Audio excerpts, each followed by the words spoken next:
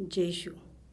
आपल्याला माहीत आहे, आपण वर्गात सुरुवात करायच्या आधी सर्वात पहिले कोणाला स्मरण करतो? येशू ख्रिस्ताला. का? कारण की तो आम्हाला बुद्धी, शक्ती आणि सामर्थ्य देणार आहे.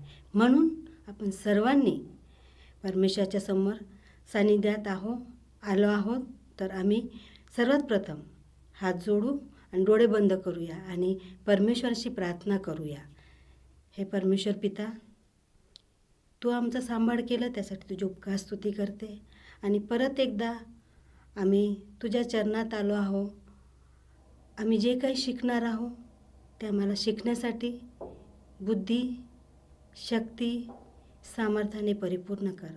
आम्हाला जे शिकवले जाईल ते आम्हाला समजण्यासाठी तू आम्हाला ज्ञान दे. आणि विश्वास करते प्रभू की तू या लेकरांना आणि आम्हालासुद्धा सहायता आणि बुद्धीने, शक्तीने परिपूर्ण कर. ही प्रार्थना तुझ्या चरणात समर्पित करते आणि तू आमची प्रार्थना ऐकलीस त्यासाठी तुझी उपकार स्तुती करते. ही छोटीशी प्रार्थना तुझ्या प्रिय ख्रिस्ताच्या नावाने मागते, म्हणून तू ऐक. आमेन. मुलांनो, आपण सर्व कोणता धडा शिकणार आहोत? चौथा धडा. चौथ्या धड्याचं नाव काय आहे तुम्हाला माहीत आहे? धड्याचं नाव आहे पापामुळे शिक्षा. शिक्षा हे शब्द ऐकताच आम्हाला बिलकुल आवडत नाही. का? कारण आम्हाला शिक्षा जे कोणी देतात आम्हाला बिलकुल आवडत नाही. मोठे असो, कोणी असो, आम्हाला शिक्षा दिली तर आम्हाला त्यांचा राग येतो. पण चुका केले, पाप केले, त्याची शिक्षा मिळणं अति आवश्यक आहे. तशाच प्रकारे आपण आजच्या धड्यात बघणार आहोत. एदेन बागेत परमेश्वर आदम हवेला बागेत भेटायला जातो. त्यावेळी काय होते माहिती लेकरांनो? आदम हवा घाबरून जातात. का? परमेश्वराच्या पायाचा आवाज आल्यावर. कारण त्यांनी चूक केली होती, त्यांनी पाप केले होते, म्हणून ते घाबरून गेले. घाबरून का? कारण की त्यांना त्यांच्या चुकाची जाणीव झाली. मग ते झाडाझुडपात लपून गेले आणि परमेश्वर जेव्हा हाक मारतो तेव्हा ते काय म्हणतात? आम्ही नग्न आहोत. जसं परमेश्वराचा आवाज ऐकल्यावर ते घाबरून भयभीत होऊन काय म्हटले? आम्ही नग्न आहोत. तेव्हा परमेश्वर त्यांना विचारतो, तुम्हाला कोण सांगितले? परमेश्वर काय विचारतो त्यांना? तुम्हाला कोण सांगितले की तुम्ही नग्न आहात?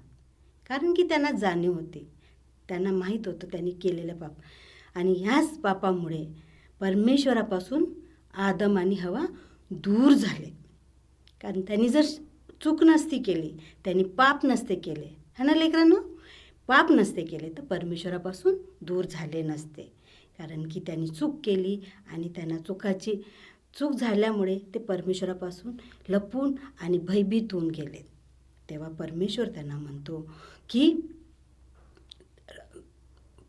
त्यांना म्हणतो की मी तुम्हाला इतक्या सुंदर बागेत ठेवलं आणि तुम्हाला जे मी आज्ञा दिली ती आज्ञा पाळली नाही आणि त्यांना एदेन बागेच्या बाहेर काढले. तरीसुद्धा परमेश्वर त्यांना प्रेम करीत नव्हता का? प्रेम करीत होता. म्हणूनच त्यांना एदेन बागेत सर्व सुख समाधान दिलं होतं, सर्व काही त्यांना दिलं होतं. तरीसुद्धा परमेश्वराच्या आज्ञेचं त्यांनी काय केलं? उल्लंघन केलं. तुम्हीसुद्धा करता ना मुलांनो? हो. आपण आदम हवानेच पाप नाही केले, त्यांनी पाप केले म्हणून आम्हीसुद्धा पाप केलो. त्यावेळेस आम्ही काय करायला पाहिजे? आमच्या पापांची, आम्ही केलेल्या चुकांची क्षमा मागितली पाहिजे. हो की नाही?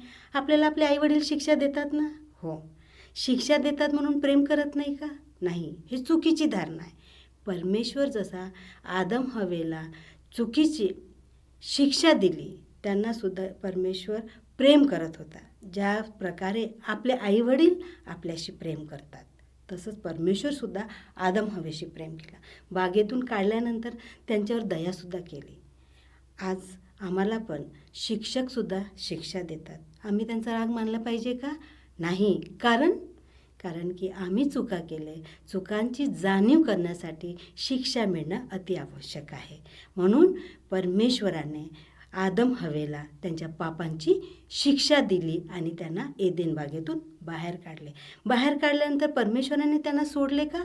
नाही, अजिबात नाही. कारण परमेश्वर त्यांच्यावर प्रेम करीत होता, म्हणून त्यांना उद्धार आणि मुक्ती देण्याचे वचन दिले.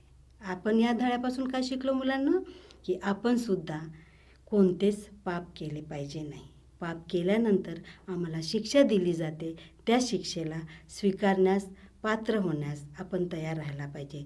तेव्हाच आम्हाला मुक्तीचे वचन दिले जाते. थँक्यू.